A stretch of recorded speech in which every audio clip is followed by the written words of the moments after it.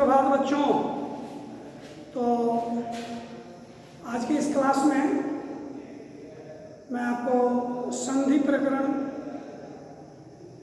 के बारे में कुछ बतला रहा था। संधि के विषय में बहुत जानकारी भी मैंने आपको दिया। दो वर्णों के मेल से जो विकार उत्पन्न होता है उसे संधि कहते हैं। संधि तीन प्रकार के होते हैं, स्वर संधि, व्यंजन संधि और विसर्ग संधि। इसके संदर्भ में भी मैं आपको बतला दिया था कि स्वर संधि किसे कहते हैं, व्यंजन संधि किसे कहते हैं और विसर्ग संधि किसे कहते हैं।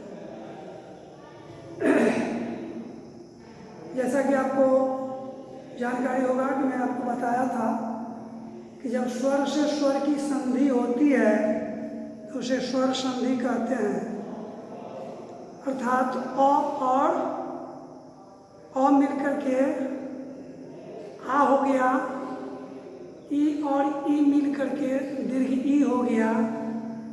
तो कहने का तात्पर्य यह है कि जब उसको दो स्वरों का मेल होता है, जैसे परमेश्वर, तो परम आप लिखते हैं परम जोड़ ईश्वर। परम जो लिखते हैं तो अंत में उच्चारण क्या होता है, म के बाद अ का उच्चारण होता है। क्योंकि आप जानते ही हैं कि कोई भी व्यंजन वर्ण स्वर वर्ण की सहायता से ही बनाई जाती है। व्यंजन में स्वर का समावेश होता है, इसीलिए जब परम में म का हम उच्चारण करेंगे तो स्वतः अ का उच्चारण हो जाएगा। तो ये अस्वर हो गया और ईश्वर में ई का उच्चारण हो गया, यह भी स्वर है। इसमें दीर्घ ई का उच्चारण हुआ है, इसलिए अ और ई मिला करके ए बन जाता है। अ और ई मिल करके ए बन जाता है। ये हो गया गुण संधि का ये उदाहरण हुआ। लेकिन ये जो स्वर संधि है उसके 5 भेद होते हैं। उसी 5 भेद में गुण संधि भी आता है, दीर्घ संधि भी आता है, वृद्धि संधि भी आता है, यण संधि आता है और अयादि संधि आता है। तो संधि में दो वर्णों का जो मेल होता है, जब स्वर से स्वर का मेल होता है तो उसे स्वर संधि कहते हैं। और जब व्यंजन से स्वर का मेल होता है, संधि होता है, तो उसे व्यंजन संधि कहते हैं। कोई भी व्यंजन जब वो आधा वर्ण होता है तो वो व्यंजन में काउंट होता है। आधा वर्ण व्यंजन संधि में व्यंजन में काउंट होता है। वही अगर पूरा हो जाता है तो उसके साथ स्वर जुट जाता है। तो व्यंजन संधि में होता है क्या, जो व्यंजन से स्वर की संधि होती है। अर्थात उद्धार, उत तो हमें हलंत लग गया, इसका मतलब हुआ तो औधे हुआ। और जहाँ तो आधा हुआ, आधा वर्ण हुआ, तो वह विशुद्ध व्यंजन वर्ण हो गया। क्योंकि स्वर वर्ण आधा नहीं होता, व्यंजन वर्ण ही आधा होता है। शुद्ध व्यंजन वर्ण, ऐसे व्यंजन वर्ण तो में तो स्वर का समावेश होता है, स्वर के मिलने से बनता है। लेकिन जहाँ आधा वर्ण होता है वहाँ वह व्यंजन ही कहा जाता है। तो उत जोड़ हार, उद्धार, उत जोड़ ज्वल, उज्ज्वल, दिक क में यहाँ पर हलंत लग जाता है, जोड़ अंबर, तो ये सब तरह के जो संधि विच्छेद हुए ये आपका व्यंजन संधि के अंतर्गत आता है। ये व्यंजन संधि हो गया। अब आइए विसर्ग संधि। तो जब विसर्ग से स्वर या व्यंजन की संधि होती है तो उसे हम विसर्ग संधि कहते हैं। जब विसर्ग से स्वर या व्यंजन की संधि होती है तो उसे हम विसर्ग संधि कहते हैं। जैसे मनोनुकूल, मनोनुकूल में आप इसका संधि विच्छेद कीजिएगा तो इसका हो जाएगा मनः जोड़ अनुकूल, मनः जोड़ अनुकूल, मनोनुकूल। मनोरथ, मनः जोड़ रथ, विसर्ग आ रहा है शुरू में, इस पर ध्यान दीजिएगा कि मनः जोड़ रथ मनोरथ हो गया। ये भी स्वर संधि, ये विसर्ग संधि के उदाहरण हुए। इस प्रकार स्वर संधि, व्यंजन संधि और विसर्ग संधि को समझने में अब आपको शायद दिक्कत नहीं होनी चाहिए।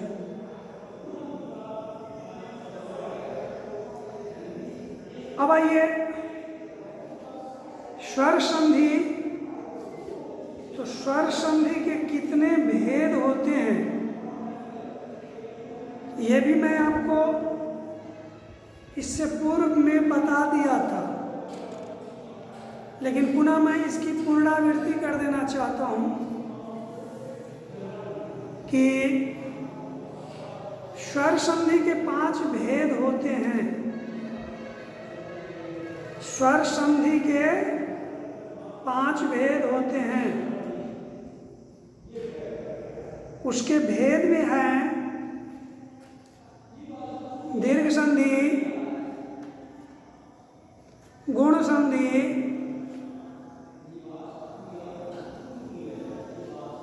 वृद्धि संधि,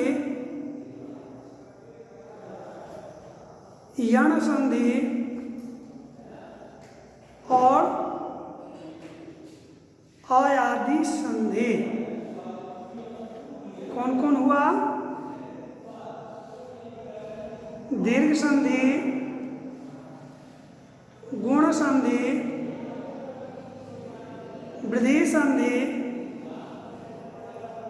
यण संधि और अयादि संधि।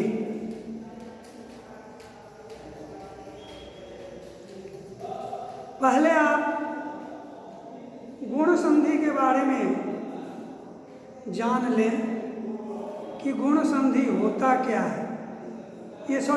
पहले तो सबसे पहले इसका है दीर्घ संधि। ये दीर्घ संधि क्या होता है? दीर्घ संधि को समझना जरूरी है।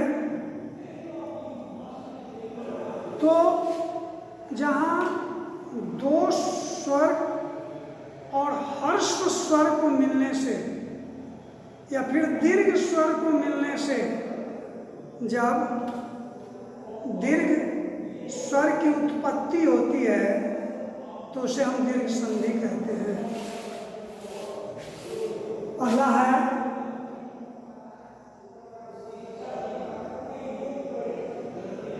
दीर्घ संधि। दीर्घ संधि में होता है कि जब 2 स्वर को, चाहे वो हर्ष स्वर हो या दीर्घ स्वर हो, 2 स्वरों को जब हम जोड़ते हैं तो वह स्वतः दीर्घ स्वर में परिवर्तित हो जाता है। तो ऐसे संधि को हम दीर्घ संधि कहते हैं। जैसे अ हुआ, अ और अ मिलकर के आ हो गया। समझ गए कि नहीं? अ और अ जब जुटने के बाद आ हो जाता है तो उसे हम दीर्घ संधि कहेंगे। उसके बाद है अ जोड़ आ। अ और आ को मिलाने के बाद भी आ ही आता है।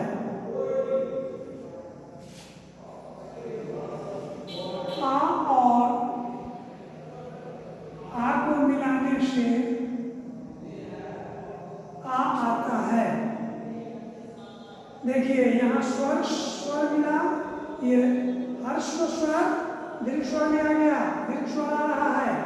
अब देखिए हर स्वर ई और हर स्वर ई, ये दोनों मिलकर के हो जाएगा दीर्घ ई। दो हर्ष स्वर को मिलने से एक दीर्घ ई बनता है। एक हर्ष और एक दीर्घ को मिलने से भी दीर्घ ई ही बनेगा।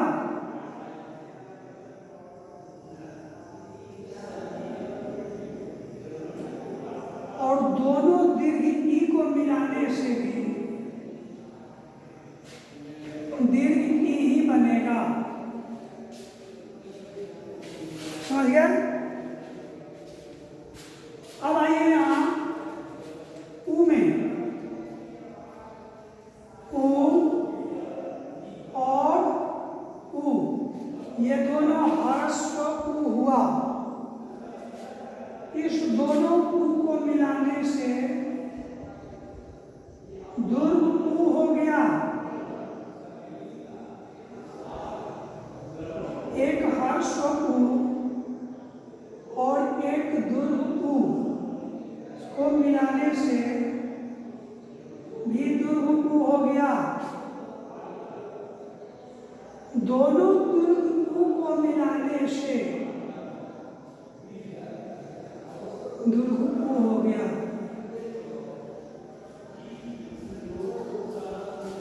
तो जहां इस तरह की संधि हो वह दीर्घ संधि कहा जाता है। उसे हम दीर्घ संधि कहते हैं। स्वर संधि के जो ये नियम है, अधिभेद हैं, उसका पहला है दीर्घ संधि। तो शायद आप दीर्घ संधि के बारे में समझ गए होइएगा। जैसे इसका होगा, उदाहरण बतला देता हूं मैं। अन्न, अन्न जोड़ अभाव, अन्न जोड़ अभाव, ये हो गया अन्नाभाव। क्या हो गया? अन्नाभाव। जब अन्न का अभाव होता है तो वो उसको बोला जाता है अन्नाभाव। तो देखिए इसमें अन्ना न में अ आया, अभाव में भी अ आया, ये दोनों और मिलकर के कैसे आ बन गया? तो यही है। ठीक इसी तरह का उदाहरण यहाँ भी है, बहुत सारा है, जो उतना तो मैं नहीं बता पाऊंगा। अब जैसे देखिए गिरी,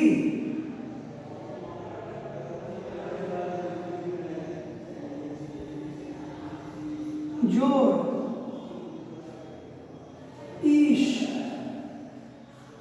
गिरी जोड़ ईश जब हुआ, यद्यपि इसमें हम लिखे हैं रो हर्षिकार, क्या लिखे हैं? रो हर्षिकार, गौ हर्षिकार और रो हर्षिकार लिखे और दीर्घ ई दिए हैं। तो हर्ष ई और दीर्घ ई का यहाँ संयोग हो रहा है। तो हर्ष ई और दीर्घ ई के संयोग से इसका ये आ गया, दीर्घ ई आ गया। इसका हो जाएगा, आप गिरीश में र बड़ा नहीं लिखिएगा, ये हर्षिका नहीं लिखिएगा, गिरीश, क्योंकि हर्ष ई और दीर्घ ई मिल करके दीर्घ ई ही होता है। इस प्रकार अब जैसे विद्यालय है, विद्या आ, आलय का आ, विद्यालय में आ हो गया, तो विद्या आ हो गया। एवं प्रकार से आप लोग इसको समझ लिए होइएगा कि ये हो गया दीर्घ संधि। नो डाउट आप लोगों को कोई दिक्कत नहीं होगी, हमको विश्वास है कि आप लोगों को कोई दिक्कत नहीं होगी। अब आ जाइए यहाँ,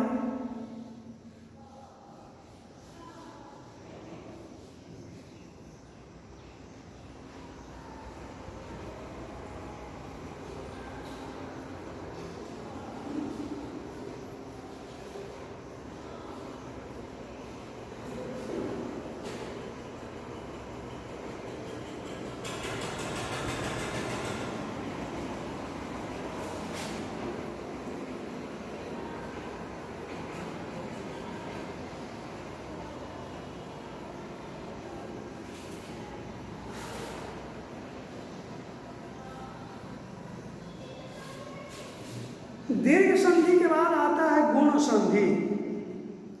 दीर्घ संधि के बाद आता है गुण संधि। गुण संधि, तो दीर्घ संधि में क्या था कि हर्ष हर्ष मिलकर के दीर्घ हो गया, या दीर्घ दीर्घ मिल करके दीर्घ हो गया, या हर्ष और दीर्घ मिल करके दीर्घ हो गया। मतलब एक ही तरह के वर्ण इसमें हर्ष और दीर्घ जुटता है। लेकिन ये गुण संधि में दो तरह के वर्ण इसमें रहते हैं। अ तो अ के साथ ई हो गया, आ के साथ ई जुट गया, अ के साथ उ जुट गया, आ के साथ उ जुट गया। तो इसमें देखिए अ और दीर्घ हर्ष ई, इसका क्या होता है? अ और हर्ष और ई ये दोनों मिलकर के ए हो जाता है। अ और हर्ष और ई मिल करके ए हो जाता है। अ और दीर्घ ई मिल करके आई हो जाता है। क्या हो गया? कैसे? कितना हो गया? ई पूरा हो पाएगा? अ और ई मिलकर के ए हो जाता है, और अ और दीर्घ ई मिलकर के आई हो जाता है। ठीक है ना? उसी प्रकार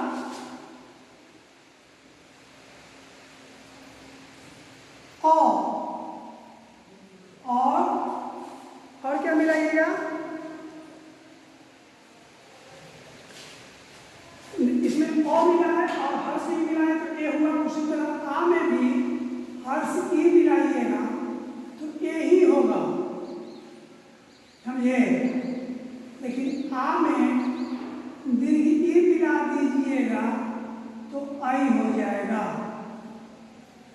ठीक है।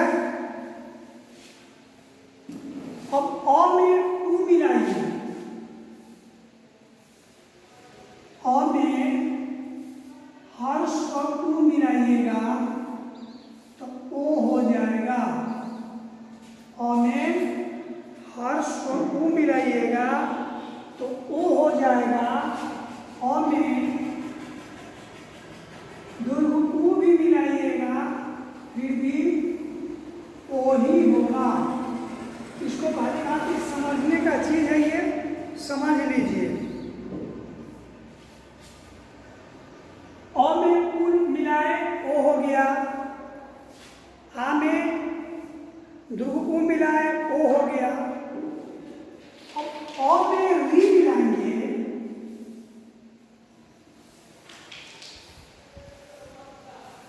तो अर्व हो जाएगा।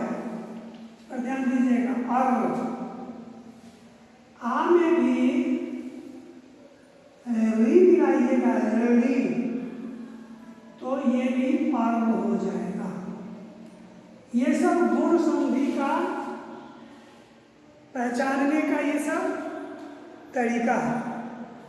अब जैसे अ और ई के मेल से कौन सा शब्द बनेगा, एक जैसे मैं बता देता हूं।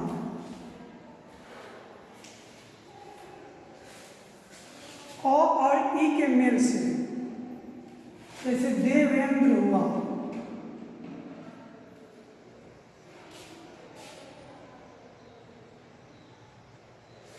देवेंद्र का जब संधि विच्छेद कीजिएगा इसका होगा देव, देव जोर इंद्र, देव जोर इंद्र होगा।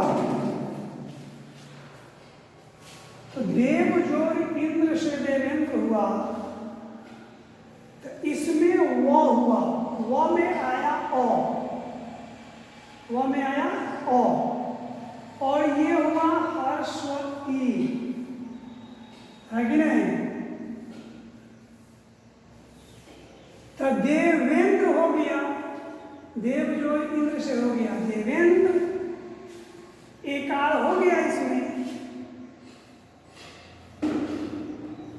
जैसे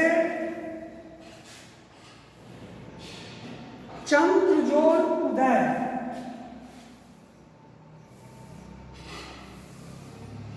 चंद्र हुआ जोर उदय हुआ, द्र में द र अ, मतलब अ बोला जाएगा, और उ, अ और उ से ओ हो गया ना, तो ये हो गया चंद्रोदय, चंद्रोदय।